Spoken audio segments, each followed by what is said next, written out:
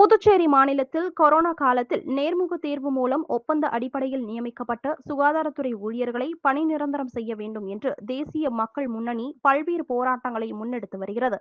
இதன் தொடர்ச்சியாக புதுச்சேரி, காரைக்கால், ஏனாம், மாஹே ஆகிய 4 பிராந்தியங்களில் பொதுமக்களின் ஆதரவு கடிதங்களை சேகரித்து மார்ச் 1ஆம் தேதி புதுச்சேரி வருகை தரவுள்ள இந்திய பிரதமர் அவர்களுக்கு அனுப்புவதற்கான நிகழ்வு இன்று நடைபெற்றது. இதில் முதற்கட்டமாக 3000 கடிதங்கள் அனுப்பப்பட்டு மேலும் 7000 கடிதங்கள் கையெழுத்திற்காக பொதுமக்களிடம் பெற்று வருகின்றனர்.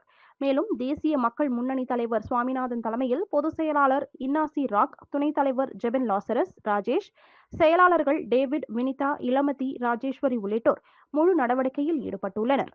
மேலும் இதற்கு முன்பாக சுகாதாரத்துறை இயக்குநர் அலுவலகத்துடன் பேச்சுவார்த்தை நடத்தப்பட்டு மனிதாபிமான அடிப்படையில் ஊழியர்களுக்கு நிரந்தர பணி வழங்க கோரிக்கை வைக்கப்பட்டது. இயக்குநர் உறுதியளித்த பின்னர் கருப்பு ஆடை அணிந்து நடத்தவிருந்த கவன ஈர்ப்பு ஆர்ப்பாட்டம் கைவிடப்பட்டது.